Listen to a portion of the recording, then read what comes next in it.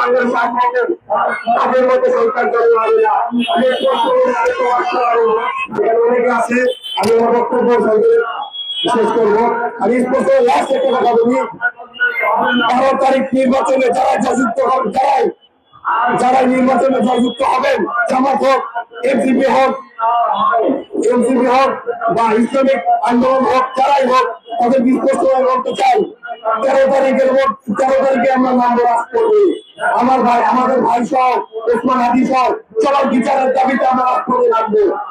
এই দিন যেভাবে গাদ্দারি করছে, আপনারা গাদ্দারি করলে আপনাদেরকে চলেছেন হাসিনার মতো বাংলাদেশ থেকে পালিয়ে তো যাবেন, কিন্তু ইন্ডিয়া যেতে পারবেন না।